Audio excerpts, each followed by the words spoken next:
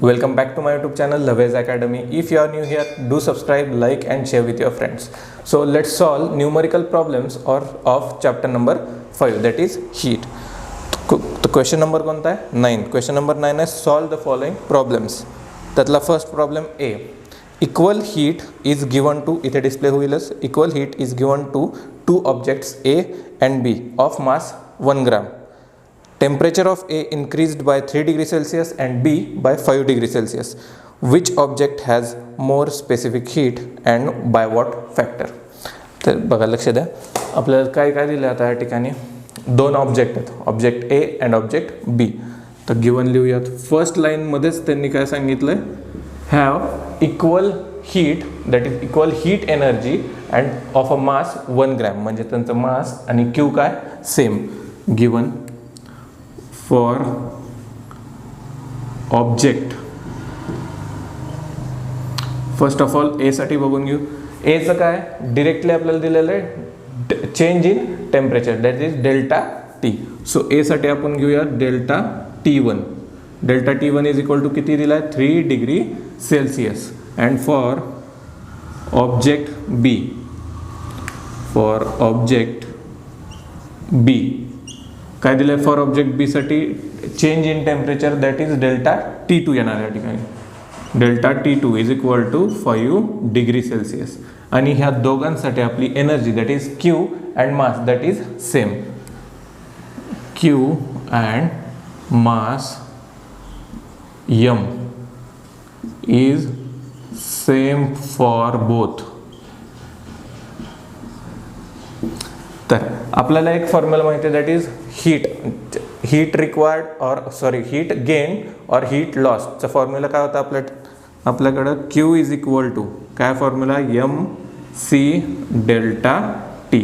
तर आता क्वेश्चनमध्येच काय दिलं आहे, दोन्ही ऑब्जेक्टसाठी क्यू हा सेम आहे, म्हणजेच याचा अर्थ काय होणार, फॉर ऑब्जेक्ट ए साठी MC1 delta T1 is equal to object 2 साठी दॅट इज ऑब्जेक्ट बी साठी काय होणार M, फक्त M लिहितोय, M1 M2 नाही का, तर आपल्याला दोन्ही ऑब्जेक्टचं मास सेम आहे that is 1 gram. MC1 delta T1 for object A and for object B MC2 delta T2. Note down करून घ्या. तर MM डिवाइड होणार, राहिलं काय C1, इथं मल्टिप्लिकेशनमध्ये C2 आहे, इकडे आल्यावर डिव्हिजनमध्ये that is C1 divided by C2 is equal to, आता डेल्टा T1 मल्टिप्लिकेशनमध्ये इकडे गेल्यावर काय होणार डिव्हिजनमध्ये that is delta T2 divided by delta T1. हे आपला आन्सर येणार. सो व्हॅल्यूज पुट डाऊन करा. आपल्याकडे डेल्टा T1 आणि डेल्टा T2 ची व्हॅल्यू आहे that is 5 and 3. Put down करा 5 and 3. तर आन्सर आलं आपलं specific heat of object A is greater than object B and by which factor 5/3. Therefore आन्सरमध्ये लिहा स्पेसिफिक हीट, मी शॉर्टमध्ये लिहितो इथे, specific heat of object A is greater than B by which factor. Answer काय आलं आपलं 5/3 बाय 5/3 फॅक्टर. नोट डाऊन करून घ्या answer. Let's solve second problem, that is liquid ammonia is used in ice factory for making ice from water. If water at 20 degrees Celsius is to be converted into 2 kg of ice at 0 degrees Celsius, how many grams of ammonia are to be evaporated? And खाली दिलेला आहे given मध्ये the latent heat of evaporation of ammonia is 341 calorie per gram. तर नीट लक्ष द्या, काय काय दिलं आहे ना आपल्याला काय काढायचं हे पहिलं समजून घ्या. अमोनिया यूज करून आपण काय करतोय, अमोनिया यूज करून वॉटरचं कन्वर्जन आईसमध्ये करतोय. तर इथे कोणतं प्रिन्सिपल यूज होणार आहे, principle of heat transfer. Principle of heat ट्रान्सफरमध्ये काय यूज केलं आपण, हॉट ऑब्जेक्ट जेव्हा हीट लॉस्ट करतो तर कोल्ड ऑब्जेक्ट तीच हीट ॲब्सॉर्ब करतो, तेच या ठिकाणी होतं आहे. तर काय होणार आहे, पहिल्यांदा वॉटर स्वतःची हीट लॉस्ट करणार आहे आणि तीच हीट अमोनिया ॲब्सॉर्ब करून इव्हॅपोरेशन होणार आहे, अमोनिया स्वतःचंच इव्हॅपोरेशन करून घेणार आहे. तर गिवनमध्येच काय येणार आहे, फर्स्ट ऑफ ऑल गिवन. तर प्रोसिजर कशी होणार आहे, Q1 is equal to Q2, that is heat lost by the water is equal to heat absorbed by the ammonia. हे कशाने येणार आहे? प्रिन्सिपल ऑफ हीट ट्रान्सफर नुसार. तर काय सांगितलं? Q1 is equal to Q2. Q1 म्हणजेच काय आपला? Heat lost by the water.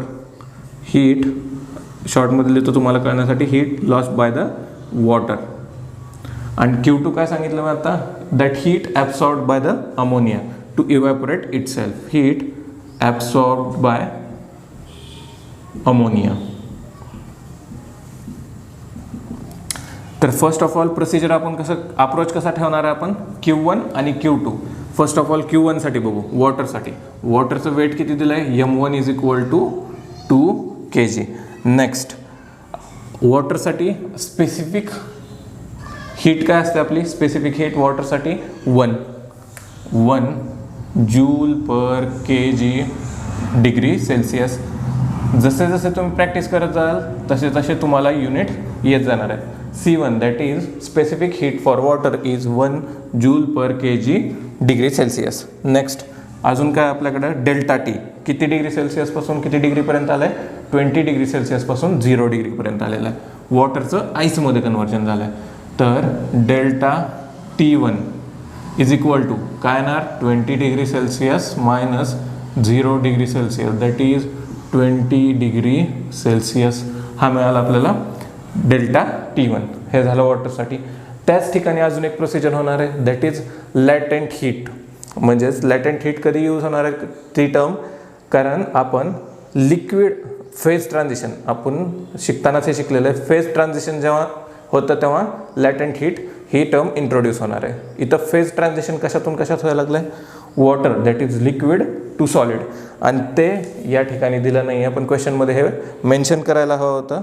That is latent heat of ice is 80 calorie per gram. तर इथे लिहून घेतो मी L1 इज इक्वल टू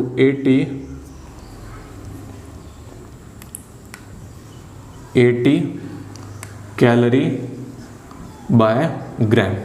तर बघा युनिटचं सुद्धा सांगतो तुम्हाला, कॅलरी बाय ग्राम. तुम्ही यालाच किलो कॅलरी बाय kg लिहू शकता का? तर बघा किलो कॅलरी बाय kg. काय केलं? फक्त आपण 1000ने न्यूमरेटर अँड डिनॉमिनेटरला दोन्हीला मल्टिप्लाय केलं. तर काय येणार आहे युनिट आपलं? SI युनिटमध्ये जर कन्वर्जन हवं असेल तर kilo calorie by kilo gram. तर नोट डाऊन करून घ्या. इथपर्यंत आलो आपण. दॅट इज काय काय मिळालं? गिवन. आता Q1 heat lost by the water, ते कसं कॅल्क्युलेट करणार? ड्रॉप करून टाकतो. Q1 इज इक्वल टू काय सांगितलं होतं? Heat lost by the water. Heat lost by the water. Heat lost व्हायला लागली, मग ती कशी होणार आहे? फर्स्ट ऑफ ऑल वॉटरचं टेम्परेचर कमी व्हायला लागलं आहे. म्हणजे हीट लॉस्ट होताना Qचा फॉर्म्युला काय सांगितलं होतं मी तुम्हाला? M1C1 डेल्टा T1 वॉटरसाठी, जे की इथे गिवनमध्ये लिहिलेलं आहे. प्लस आता लॅटेंट हीटसुद्धा टर्म इंट्रोड्यूस झाली आहे, म्हणून हीट एनर्जी जी लॉस झाली आहे plus latent heat of energy. तर लॅटेंट हीट काय असणार आहे आपली? M1 आणि L1 that is 80 calorie per gram is equal to असं पण लिहू शकतो आपण 80 kilo calorie per kg. Note down करून घ्या. व्हॅल्यूज सगळ्या गिवनला दिलेल्या आहे.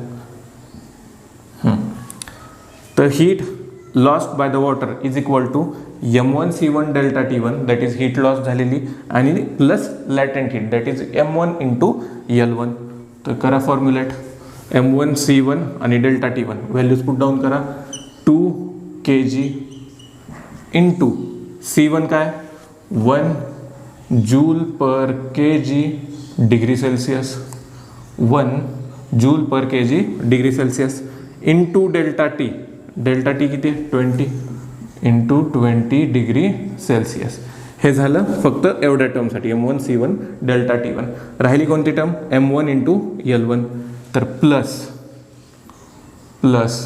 M1ची value 2 kg into L1 80. 2 into 80. तर नोट डाऊन करून घ्या. त्याची व्हॅल्यूज लिहून टाका. 2 kg into 80 kilo calorie per kg. तर 2 × 1 2, 2 × 20 40 plus 80 × 2 160, that is 4 plus 160 that will be 200. आता हे काय एनर्जी, काय हीट एनर्जी. हीट एनर्जीचं युनिट कसं लिहिणार तुम्ही, सिम्पली जूल और किलो कॅलरी सुद्धा लिहू शकता. नेक्स्ट आपल्याला काय काय पाहिजे, self Q2 is equal to heat absorbed by ammonia. तर या ठिकाणी आता काय व्हायला लागलं ते नीट लक्ष द्या. अमोनिया हीट ॲब्सॉर्ब करतंय पण स्वतःचं कन्व्हर्जन कशात करतंय, इव्हॅपोरेशन करायला लागलंय. म्हणजे अमोनिया लिक्विड फॉर्मॅटमध्ये जे अमोनिया होतं ते इव्हॅपोरेशन होऊन गॅसेस फॉर्मॅटमध्ये जातं. काय व्हायला लागलंय, फेज ट्रान्झिशन आली, लॅटेंट हीट आली. तर काय येणार इथं M2 × L2. तर इथं गिवनमध्ये अजून एक टर्म लिहून घ्या, L2 is equal to latent heat of latent heat of vaporization of ammonia. किती दिलं, 341 कॅलरी पर ग्राम. हे कशासाठी, L2 साठी. आणि मास ऑफ अमोनिया इज M2. इथं लिहितो मास ऑफ अमोनिया शॉर्टमध्ये. तुम्ही पण लिहून घ्या, mass of ammonia is M2 and latent heat of vaporization is L2 that is 341. इथं आता Q1 मिळाला आपल्याला, Q2 काढायचा आहे, M2 × L2. M2ची व्हॅल्यू माहीत नाही आहे, तीच आपल्याला काढायची आहे, that is mass of ammonia that will be use to evaporate. तर M2 × L2 किती आहे, 341 किलो कॅलरी पर kg. त्यालाच आपण याच युनिटला किलो कॅलरी पर kg लिहू शकतो, जसं की पहिल्यांदा सांगितलं तसं. तर आपल्याकडं आहे इक्वेशन नंबर 1, ह्याला द्या इक्वेशन नंबर 2. नेक्स्ट लाईन काय असणार आपली, by principle of transfer of heat. प्रिन्सिपलनुसार आपलं काय असतं, Q1 is equal to Q2 that is heat lost is equal to heat gained by the cool body. तर काय येणार, Q1 is equal to Q2. लिहा Q1 किती आहे, 200 joules is equal to Q2 काय आला आपला, M2 × 341 joule per kg that is और किलो कॅलरी पर kg. आपल्याकडं आता M2 आहे, ही व्हॅल्यू पण आहे, तर आपण थोडीशी रिअरेंजमेंट करू. M2 इज इक्वल टू मल्टिप्लिकेशनमध्ये इकडं आलं की डिव्हिजनमध्ये 200 divided by 341 is equal to, calculation करून घ्या, तुमचा आन्सर मिळेल 0.586.4. एक मिनिट क्रॉस चेक करतो, 580 हां बरोबर आहे, 5864. तर हे झालं तुमचं ग्रॅम्समध्ये. तर सॉरी, हे झालं तुमचं kgमध्ये. जर ह्याला तुम्ही ग्रॅम्समध्ये कन्वर्जन करायचं असेल तर काय करणार, 1000ने मल्टिप्लाय दॅट इज 58. आणि क्वेश्चनमध्ये पण काय विचारलं आहे, how many grams of ammonia required, म्हणजेच आपल्याला आन्सर ग्रॅममध्ये पाहिजे. तर इथपर्यंत कसं होतं आपलं SI unit that is kg. इथं सेपरेटच लिहून काढतो, तुम्हाला कळेल. kg 5864 kg. ग्रॅममध्ये कन्वर्जन कसं असणार याचं, 5000ने मल्टिप्लाय केल्यावर 3 डेसिमल पॉईंट पुढे सरकणार, 1 2 3 म्हणजे 6 and 4च्या मध्ये decimal point that is 586.4 grams. Answer is 586.4 grams of ammonia will be required for convert that 2 kg of water into ice. तो नोट डाऊन करून घ्या आन्सर. काय काय केलं आपण, कोणतं प्रिन्सिपल यूज केलं, तर प्रिन्सिपल ऑफ हीट ट्रान्सफर. तर प्रिन्सिपल ऑफ हीट ट्रान्सफरमध्ये काय झालं, energy lost by water is absorbed by ammonia to evaporate itself. तर Q1 is equal to Q2. Q1 काय, heat lost by the water. पण heat lost होतानाच काय काय दिलेलं टर्म आपल्याला, टेम्परेचर त्याचं डिक्रीज होतं आहे, म्हणजेच हीट लॉस्ट तो आपला normal formula that is M1C1 delta T1. आणि फेज कन्व्हर्शन पण व्हायला लागलं आहे, दॅट इज वॉटर लिक्विडचं कन्व्हर्जन आईस सॉलिडमध्ये, लिक्विडचं सॉलिडमध्ये. म्हणजेच कोणती टर्म इंट्रोड्यूस होणार, दॅट इज लॅटेंट हीट. तर M1C1 delta T1 plus M1L1. Answer काढला आपल्याला Q1 मिळालं. आता Q1 is equal to Q2 होतं कोणत्या प्रिन्सिपलनुसार, प्रिन्सिपल ऑफ हीट ट्रान्सफर. पण Q2 काय, heat absorb by the ammonia, अमोनियानं ॲब्सॉर्ब केलेली हीट. पण अमोनिया हीट ॲब्सॉर्ब करून काय करतोय, स्वतःचं फेज ट्रान्झिशन करतोय, लिक्विड अमोनिया गॅसियसमध्ये व्हेपरायझेशन व्हायला लागलं आहे. तर काय येणार, M2 इंटू L2. तर करा कॅल्क्युलेशन. M2 माहीत नाही आहे, दॅट इज आपल्याला फाइंड आउट करायचं आहे. M2 into 341. तर Q1 is equal to Q2 आपण जेव्हा प्लेस करतो तर 200 is equal to M2 into 341. Calculation करा, तुम्हाला ग्रॅम्समध्ये आन्सर मिळेल, that is 586.4 grams. Note down the answer.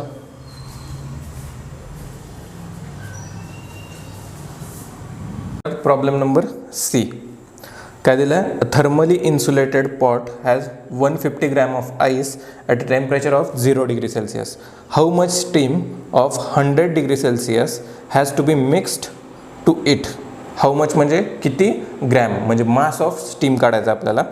तर how much steam of 100 degree Celsius has to be mixed to it so that water of temperature 50 degree Celsius will be obtain. म्हणजे त्याच वॉटरचं किती degree Celsius टेम्परेचरसुद्धा झालं पाहिजे, 50 degree Celsius. आणि आपल्याला खाली लॅटेंट heat of melting ice दिलं आहे, लॅटेंट हीट ऑफ वॉटर वेपरायझेशन दिलं आहे आणि स्पेसिफिक हीट ऑफ वॉटर. तर सगळ्या गिवन टर्म्स इथे बोर्डवर येऊन जातील. तर गिवन, आता एक लक्षात द्या, सगळे प्रॉब्लेम्स हे प्रिन्सिपल ऑफ हीट ट्रान्सफरवर अवलंबून आहे और डिपेंड करतात. हाच प्रिन्सिपल आपण सगळीकडे यूज करणार आहेत. तर फर्स्ट ऑफ ऑल ह्या प्रोसिजरमध्ये होणार काय, तर जो इन्सुलेटेड पॉट आहे, सपोज हा पॉट आहे, पॉटमध्ये तुमचे काय आईस आहेत, आईस क्यूब, सपोज आईस आहे तुमचं इथं. तर किती 150 ग्रॅम ऑफ आईस. तर प्रोसिजर कशी फॉलो होणार आहे, म्हणजे प्रिन्सिपल ऑफ हीट ट्रान्सफर आपण इथे यूज कसं करायचं आहे. आईस काय करणार आहे, हीट ॲब्सॉर्ब करून आईसचं लिक्विडमध्ये फॉर्मॅटमध्ये लिक्विडमध्ये कन्व्हर्जन होणार आहे. आणि जे लिक्विडमध्ये कन्व्हर्जन होताना सुद्धा जे वॉटर अजून टेम्परेचर ॲब्सॉर्ब करणार आहे ते येणार आहे हीट. म्हणजेच या ठिकाणी Q1 plus Q2 is equal to, आता त्याच वॉटरचं काय झालं, स्टीममध्ये कन्व्हर्जन झालं, म्हणजेच लिक्विडचं गॅसमध्ये conversion, that will be Q3 plus Q4 काय, तोच गॅस वर गेला, दॅट इज व्हेपर वर गेले वॉटरचे आणि ते कंडेन्स होऊन परत खाली आले, पाण्यात मिक्स झाले, दॅट इज कंडेन्सेशन झालं, दॅट इज Q4. तर आता नीट लक्ष द्या, Q1 म्हणजे काय, heat absorbed by the ice.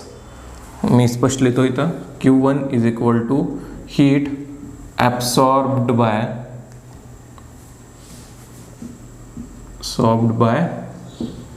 Ice. Next Q2 काय असणार आहे, heat absorbed by the water formed by melting ice. म्हणजेच जेव्हा बर्फ वितळला आणि वितळून झालेले जस्ट पाणी होते ते त्याचं पण टेम्परेचर कमी होतं, ते पण हीट ॲब्सॉर्ब करणार किती, 50 डिग्री सेल्सिअसला पोहोचण्यासाठी. Heat absorbed by water formed by melting of ice.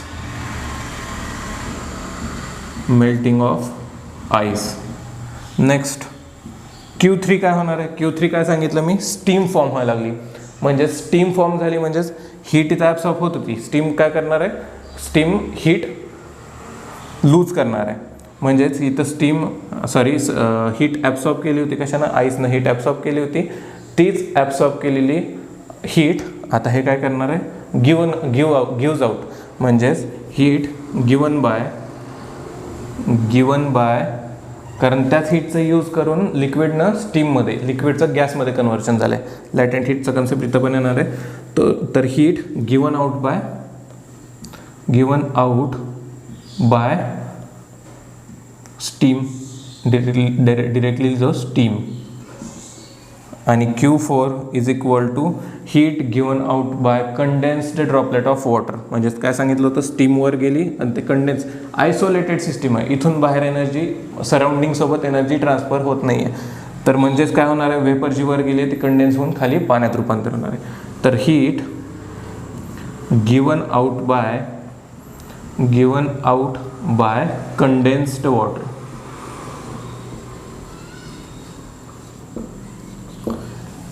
हे चारही पहिलं लिहून घ्या, नंतर तुम्हाला कळेल चांगलंच. Q1 plus Q2 is equal to Q3 plus Q4. Q1 आणि Q2 काय, Q1 is equal to heat absorbed by the ice. Q2 काय, heat absorbed by the water from melting ice. Then Q3 काय होतं आपलं, heat given out by the steam. And Q4 होतं आपलं heat given out by the condensed water. Isolated system होती, ice होता 150 grams ice melt झाला, आईसचं काय झालं, स्टीम तयार झालं आणि ते स्टीम परत कंडेन्स होऊन वॉटरमध्ये मिक्स झालं. आता लिहूयात गिवन टर्म्स काय काय दिलेले आहेत आपल्याला. गिवन फर्स्ट ऑफ ऑल वॉटरसाठी म्हणजे Q1 आणि Q2, वॉटर जे आईस आपलं वितळणार आहे त्याच्यासाठी टर्म्स बघूयात. आता अजून एक गोष्ट, लॅटेंट हीट इथे कुठे कुठे यूज होणार आहे. फेज ट्रान्झिशन जिथं होतं आहे तिथं लॅटेंट हीट यूज होणार आहे. म्हणजेच फेज ट्रान्झिशन कुठं होतं बघा, आईस मेल्ट झाला, सॉलिडचं लिक्विड, फेज ट्रान्झिशन इथं म्हणजेच L1 इथं येणार. Next heat given out by the steam, स्टीममध्ये कन्वर्जन होतं म्हणजेच लिक्विडचं गॅसमध्ये कन्वर्जन होणार आहे. इथे एकदा आपल्याला लॅटेंट हीट यूज करावं लागणार, दॅट विल बी L2. आता गिवनमध्ये काय काय, first of all mass of ice that is M1 is equal to 150 grams. Note down करा एक गोष्ट सगळं CGS युनिटमध्ये. So M1 is equal to 150 grams. Next आईसचं टेम्परेचर किती होतं, 0 डिग्री सेल्सिअस. आणि ते आपल्याला 0 डिग्री सेल्सिअसचं आईस वितळून किती डिग्री सेल्सिअसपर्यंत त्याला रेज करायचं होतं temperature, 50 degree Celsius.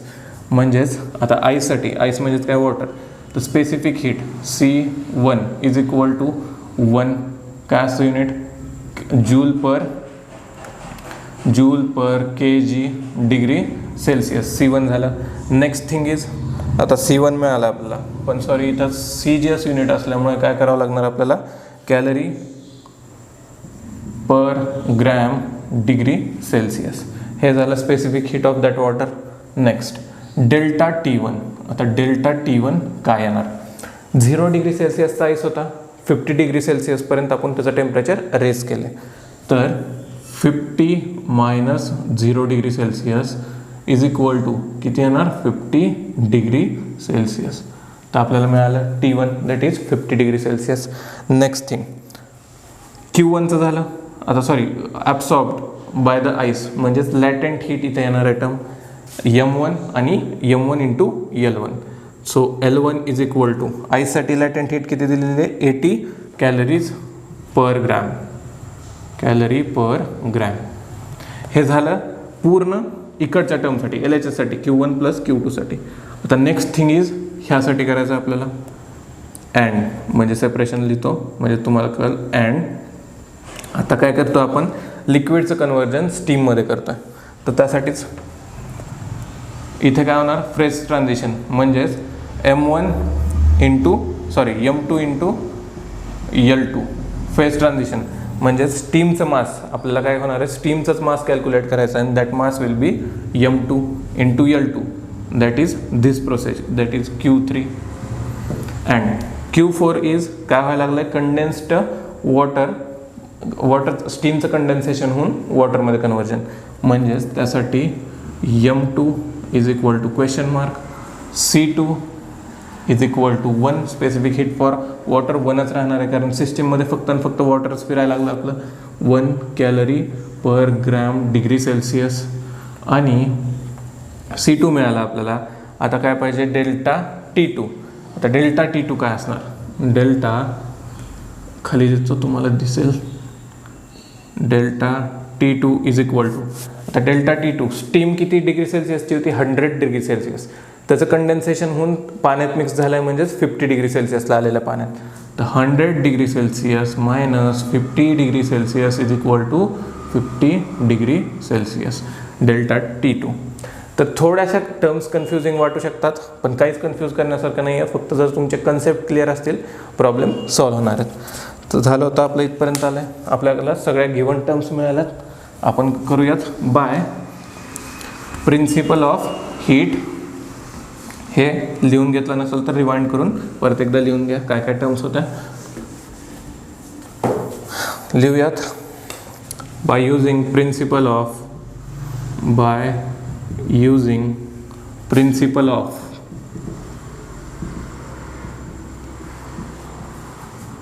Heat transfer.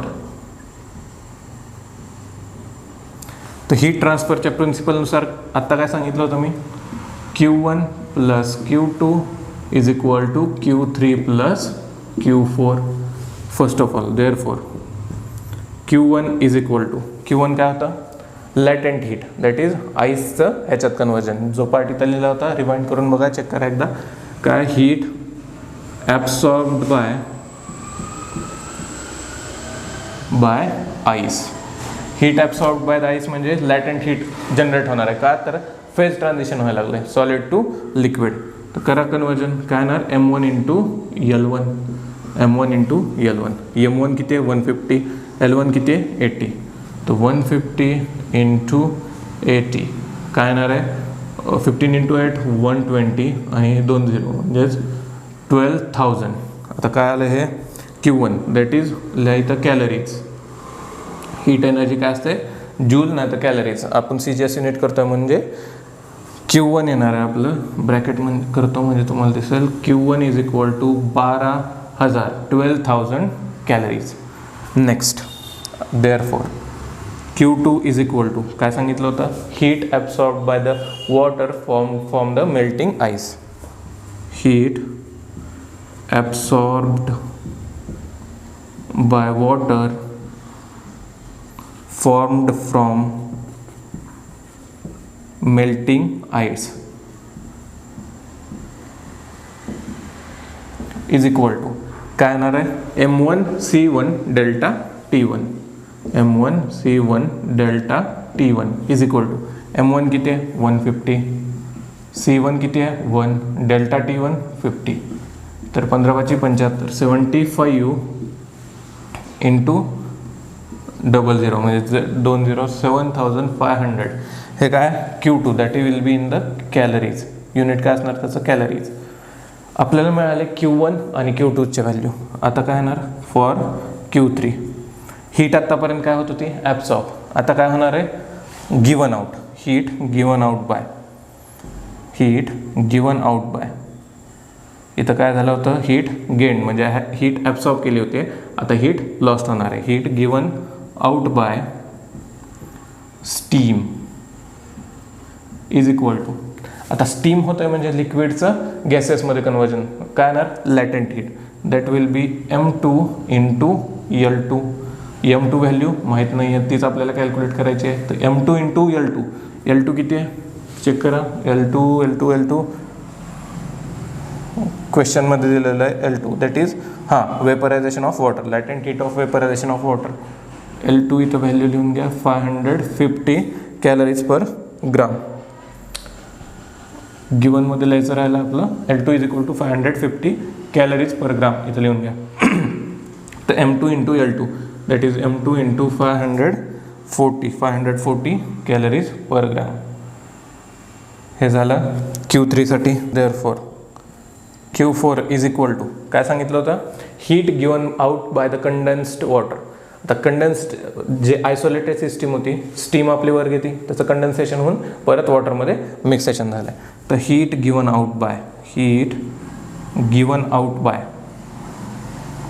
Out by condensation, इथेच लिहितो कंडेन्सेशन शॉर्टमध्ये.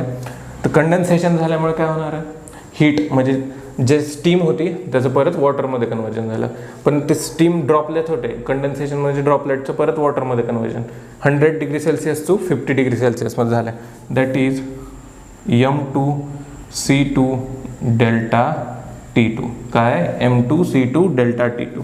M2 मास माहीत नाही आपल्याला स्टीमचं किती आहे, इंटू C2 काय असणार आहे same that will B 1 into delta T2 किती कॅल्क्युलेट केला आपण 50 डिग्रीज.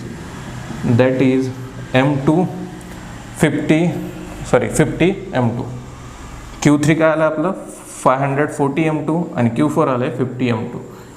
540 M2 आणि इथं येणार आपलं 50 M2. तर नोट डाऊन करून घ्या Q3 आणि Q4च्या व्हॅल्यूज. आता बाय प्रिन्सिपल आपण काय लिहू शकतो, Q1 प्लस Q2, इथंच लिहिलं तुम्ही by principle of heat transfer, Q1 plus Q2 plus Q3 is equal to Q3 plus Q4. Values put down करा. Q1ची व्हॅल्यू इथं पण ब्रॅकेट करतो म्हणजे लक्षात येईल तुमच्या. Q1ची व्हॅल्यू किती आहे 12,000 प्लस Q2ची व्हॅल्यू किती आहे बघा, तिथं Q2ची व्हॅल्यू आहे आपल्याकडं 7,500 इज इक्वल टू Q3ची व्हॅल्यू 540 M2 प्लस Q4ची व्हॅल्यू 550 M2.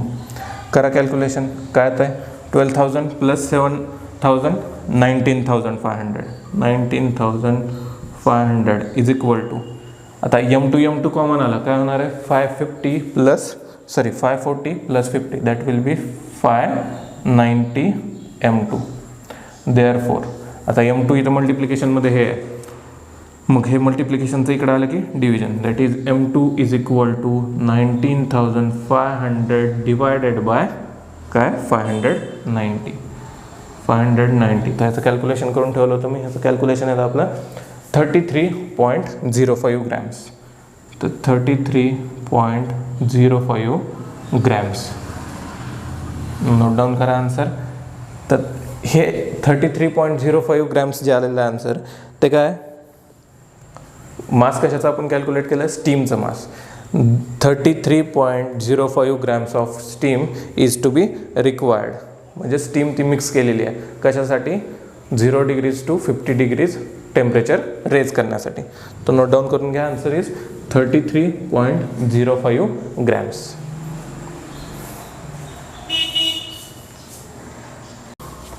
सॉल्व करूयात last problem from this entire chapter, that is problem number D. Question number 9, problem number D. तर काय दिलेलं आहे, a calorimeter has mass 100 grams and specific heat 0.1 kilo calorie per kg. It contained 250 gram of liquid at 30 degrees Celsius, having specific heat of 0.5 kilocalorie per kg. If we drop piece of ice of mass 10 gram at 0 degrees Celsius, what will be the temperature of that mixture? Question थोडासा तुम्हाला कळायला tough जाईल, पण एक simple भाषेत सांगतो तुम्हाला. Calorie metre आपण बघितलं होतं. कॅलरी मीटरमध्ये काय असतं, वॉटर.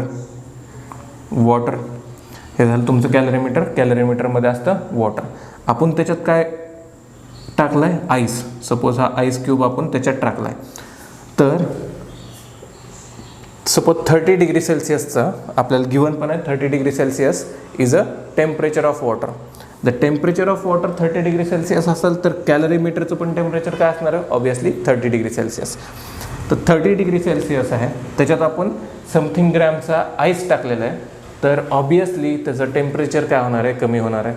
तुम्ही जर साध्या नॉर्मल रूम टेम्परेचरचं पाण्यामध्ये आईस टाकलं, सरबतात तुम्ही आईस टाकता, सरबत गार होतो आणि तुम्ही तो पिता. सेम या ठिकाणी काय केलं आहे, आईस टाकला आहे. आणि आईस टाकल्यानंतर त्यांनी काय विचारलं आहे की जे मिक्सचर आहे नंतर आईस आणि वॉटरचे, पहिलं वॉटर नंतरचं जे आईस, त्यांचं जे मिक्सचर होणार आहे नंतर ते किती टेम्परेचर असणार आहे, त्या मिक्सचरचं टेम्परेचर किती असणार आहे.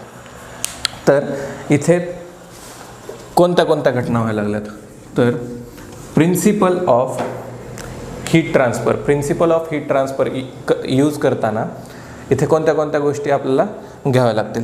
तर Q1 is for temperature of that calorimeter plus Q2 temperature of water in that कोलिमीटर.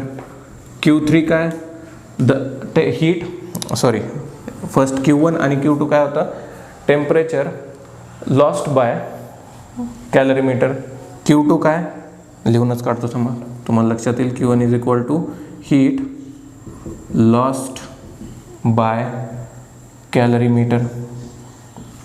Then Q2 काय heat lost by the water heat lost by the water.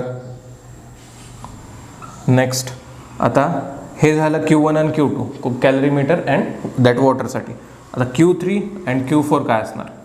Q3 is equal to ही जी heat loss झालेली आहे कशातून? Water आणि कॅलरीमीटरमधून, तीच heat कोण absorb करणार आता? आईस. तर heat absorbed by ice, heat absorb by the ice. आणि हीट ॲब्सॉर्ब केल्यानंतर, आईसने हीट ॲब्सॉर्ब केल्यानंतर काय होणार आहे? त्याचं वॉटर मेल्ट होऊन वॉटरमध्ये कन्वर्जन होणार आहे. ते वॉटरसुद्धा काय करणार आहे? त्याचं टेम्परेचर मेंटेन करण्यासाठी अजून हीट ॲब्सॉर्ब करणार आहे. तर heat absorbed by water melted from ice. तर एक बघा, आपल्याला कॅलरीमीटरसाठी कॅलरीमीटरचं वेट दिलेलं आहे आणि त्याची स्पेसिफिक हीट दिलेली आहे. सेम फॉर त्याच्यामधल्या वॉटरसाठी पण दिलेलं आहे. नेक्स्ट, आता लॅटेंट हीट कुठे यूज होणार आहे? बघा, फेज कन्वर्जन कुठं होतं आहे आपलं? आईसचं फॉर्मॅट लिक्विडमध्ये, म्हणजेच आईसचं कन्वर्जन लिक्विडमध्ये व्हायला लागलं आहे. म्हणजेच इथे फक्त लॅटेंट हीट इंट्रोड्यूस होणार आहे. नेक्स्ट, हीट ॲब्सॉर्ब, तोच आपला normal formula that is mc∆T हा यूज करणार आहे. तर फर्स्ट ऑफ ऑल पहिल्यांदाच बायफर्गेशन करून घेऊ की कोणत्या कोणत्या गोष्टी दिलेल्या आहेत आणि कोणत्या गोष्टी आपल्याला काढायच्या. कॅल्क्युलेट काय करायचं आहे? Temperature of mixture. जेव्हा आईस आपण त्या वॉटरमध्ये मिक्स करतो त्यानंतर नॉर्मलाइज होऊन जे टेम्परेचर होणार आहे ते टेम्परेचर आपल्याला मिक्सचरचं टेम्परेचर फाइंड आउट करायचं आहे. तर क्वेश्चनमध्ये गिवन, फर्स्ट ऑफ ऑल गिवनमध्ये काय दिलेलं आहे बघा? कॅलरीमीटरचं मास किती आहे? इथं लिहितो फॉर कॅलरीमीटर, शॉर्टमध्ये कॅलरीमीटर, जागा कमी आहे म्हणून. कॅलरीमीटरसाठी कॅलरीमीटरचं मास किती आहे? 100 ग्रॅम्स. तर 100 ग्रॅम्सचा calorimeter that is m1. m1 is equal to 100 grams. Next, त्याचं स्पेसिफिक हीट दिलेली आहे 0.1 किलो कॅलरी पर kg. तर heat C is equal to, आता m1 काय होतं? कॅलरीमीटरसाठीचं मास. C1 काय असणार आहे? Specific heat of calorimeter that is C1 is equal to किती दिलेलं आहे? 0.1 किलो कॅलरी पर kg. तर तुम्हाला मग अशी पण सांगितलं होतं किलो कॅलरी पर kg. जर आपण किलो म्हणजेच काय याचा अर्थ? कॅलरी अपॉन ग्रॅमला 1000 मल्टिप्लाय केलं तर काय येतं? Kilo calorie by kilogram. So यालाच आपण कसं लिहू शकतो? 0.1 calorie per gram, 0.1 calorie per gram. तर कॅलरीमीटरचं मास आहे आपल्याकडं, कॅलरीमीटरचं स्पेसिफिक हीट आहे आणि टेम्परेचर ऑफ, आता टेम्परेचर बघा, टेम्परेचर काय असणार आहे? तर वॉटरचं टेम्परेचर, कॅलरीमीटरमधलं असलेलं वॉटरचं टेम्परेचर किती होतं? 30 डिग्री सेल्सिअस. आता 30 डिग्री सेल्सिअस आणि जे टेम्परेचर मिक्सचरचं टेम्परेचर होणार आहे ते काय असणार आहे? Capital T. So delta T1 is equal to काय असणार आहे? That 30 minus 10 that is 30 minus T and this T is, लिहून घ्या कुठं सेपरेट, कॅपिटल T, नुसतं capital T is equal to temperature of mixture, तर नोट डाऊन करून घ्या.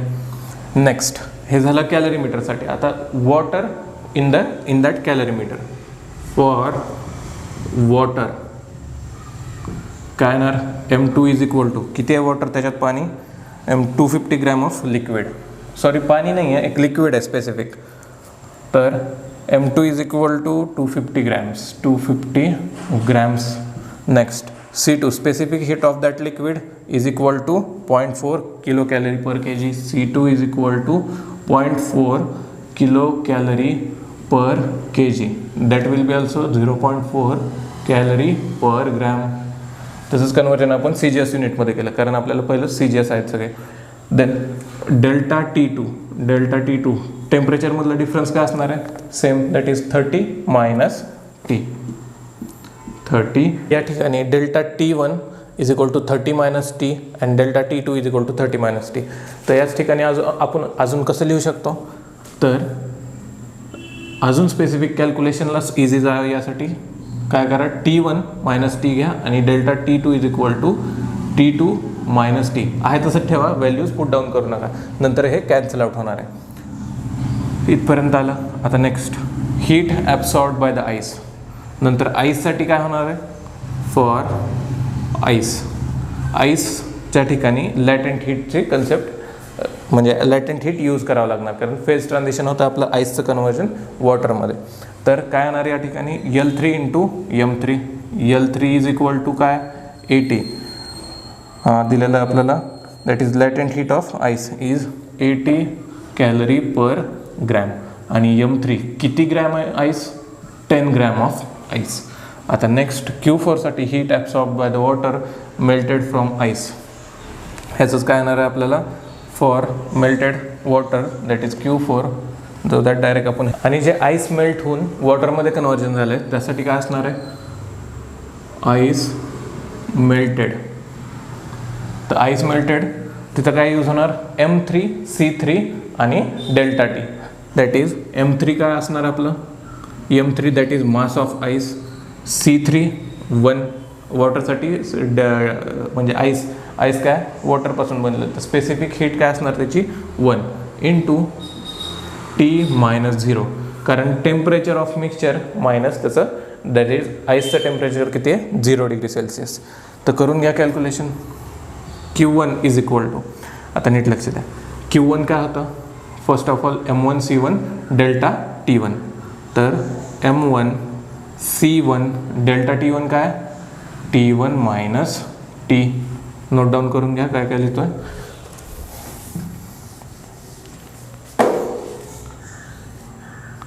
Q1 प्लस Q डिरेक्टली येऊयात by using principle of heat transfer. Q2 plus Q3 is equal to Q3 plus Q4. जे की आता इथं लिहिलं होतं मी.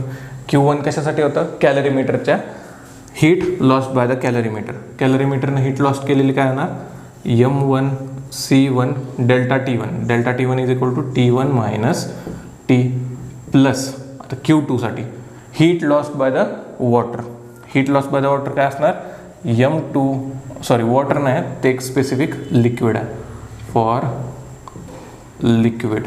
तर M2 C2 आता डेल्टा T2च्या जागी काय आपलं T2 minus T. T2 minus T. Calculation थोडंसं लेंदी आहे पण नीट लक्ष देऊन बघा, कळून जाईल तुम्हाला. M1 C1 T1 minus T आहे तसं टाकलं. Q2ची व्हॅल्यू काय M2 C2 T2 minus T. Heat loss by the calorimeter and heat loss by the water. Next is equal to Q3 काय लॅटेंट हीट इंट्रोड्यूस होणार आहे, कारण आईसचं मेल्ट होऊन वॉटरमध्ये कन्वर्जन, म्हणजेच M3 into L3 plus Q4 काय होतं आपलं, जे मेल्टेड वॉटर आहे, heat absorbed by the water melted from the ice, that will B M3 C3 and T minus 0, कारण आईसचं टेम्परेचर 0 डिग्री सेल्सिअस होतं.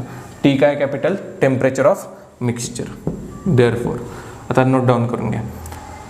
T1 आहे मायनस T आहे, तर काय करू शकतो आपण, पूर्ण ब्रॅकेटला multiply, that is M1 C1. आता पहिल्यांदा T1ला मल्टिप्लाय करा, मायनस ही झाली एक टर्म. आता M1 C1 फक्त Tला मल्टिप्लाय करा, that is T. M1 C1 T1 minus M1 C1 into T plus same ह्या ब्रॅकेटसाठी that is M2 C2 T2 minus काय येणार M2 C2 and T is equal to आता M3 minus L3 M3 into L3 plus ही term आहे तशीच M3 C3 आणि ब्रॅकेटमध्ये multiplication केल्यावर into T minus 0 into this term that will be 0. So राहणार काय शिल्लक फक्त M3 C3 इंटू T. हे झालं सिम्प्लिफिकेशन. आता काम करा, तुम्हाला काय करायचं आहे, जे टीच्या फक्त टीच्या टर्म आहेत तर राईट हँड साईडला घेऊन जा, फक्त टीच्या टर्म, आणि हे L3 लेफ्ट हँड साईडला घेऊन या. तर काय येणार M1 C1 T1 प्लस असं करतो म्हणजे लक्षात येईल M1C1T1 प्लस M2C2T2 मायनस, आता ही टर्म इकडे आली ना, पॉझिटिव्हची minus negative M3L3 is equal to, आता फक्त टी, ओनली टीच्या टर्म राईट हँड साईडला न्यायच्या, तर M1C मायनस आहे ना तिकडे गेल्यावर plus, that will be M1C1T plus अजून एक मायनसचं तिकडे गेल्यावर plus plus M2C2 and T, आणि एक लास्टची टर्म जी इकडे राहिली होती इथे एरो, ती टर्म इकडे गेली, राहिलं काय C2 into T plus M3C3T. Note down करून घ्या आत्तापर्यंत काय काय केलं, टीच्या टर्म तिकडे घालवल्या आणि M3L3 फक्त इकडं आणली. तर आता व्हॅल्यूज पुट डाऊन करा. व्हॅल्यूज पुट डाऊन केल्यावर M1C1T1, आता M1C1 आणि T1ची व्हॅल्यू, तर M1C1T1, आता T1 किती होता 30 डिग्री सेल्सिअस, इथं लिहून घ्या. वॉटरचं त्या कॅलरीमीटरचं टेम्परेचर सेम असणार आहे, that is 30 degree Celsius, water and that लिक्विडचं टेम्परेचर. तर T1 is equal to 30 degree Celsius. M1 किती आहे 100 इंटू C1 किती आहे स्पेसिफिक हीट त्याची 0.1 इंटू T1 किती आहे 30 डिग्रीज प्लस, आता M2C2T2, M2 किती आहे 250 डिग्रीज, C2 किती आहे specific heat of that liquid 0.4 into T2 किती आहे, तर T2 आणि T1 सेम असल्यामुळं कॅलरीमीटर आणि वॉटर दॅट लिक्विडचं temperature in that calorimeter, liquid in that calorimeter have same temperatures. तर 2M1 झालं, C2 झालं, आता T2 काय असणार आहे आपलं 30 डिग्रीज, तर लिहून घ्या 30 डिग्रीज मायनस, आता एक टर्म इकडे आली होती कोणती M3 इंटू L3, M3 किती आहे 10 ग्रॅम्स मायनस 10 इंटू M आणि L3 होता आपलं 80, that is 10 into 80 is equal to, right hand साईडला ज्या ज्या गोष्टी आहेत तिथून आपण काय कॉमन काढू शकतो, टी कॉमन येऊ शकतो. तर टी इंटू ब्रॅकेटमध्ये काय राहणार M1C1 plus M2C2 plus M3C3. Note down करून घ्या. राईट हँड साईडला काय राहिलं M1T into bracket M1C1 plus M2C2 plus M3 and C3.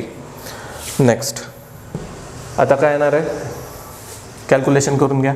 100 into 0.1 तर 10 into 30 that will B 300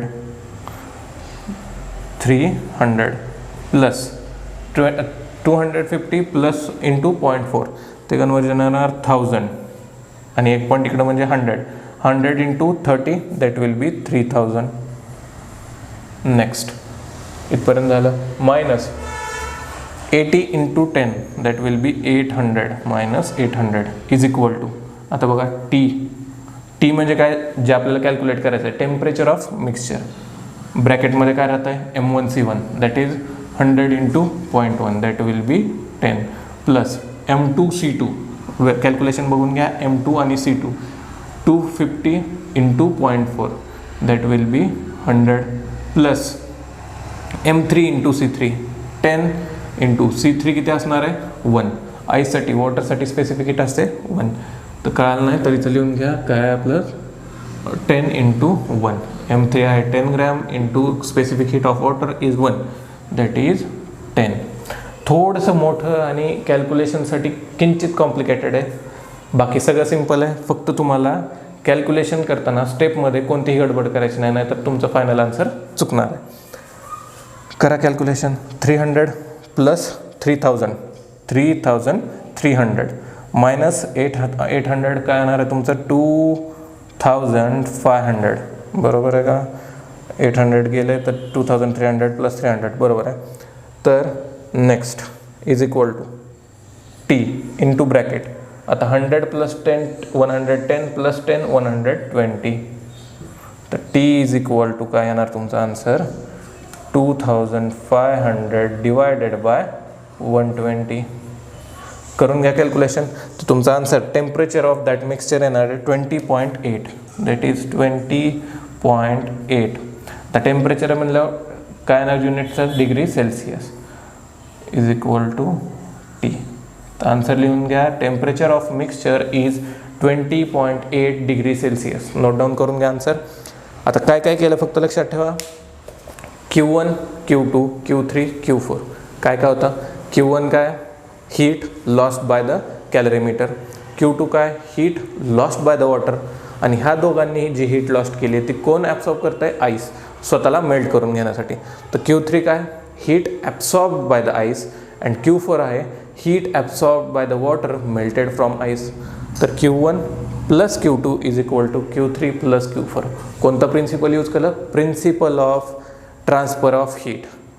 principal of transfer of heat use केल्यानंतर राहते काय, फक्त कॅल्क्युलेशन आणि रिअरेंजमेंट केली. टीच्या टर्म तिकडं डिस्प्लेस केल्या आणि T3 इकडं आणला. बस कॅल्क्युलेशन करत गेलो. टी इज इक्वल टू काय आलं आपलं 20.8 डिग्री सेल्सिअस. तर नोट डाऊन करून घ्या सगळ्याचे आन्सर्स.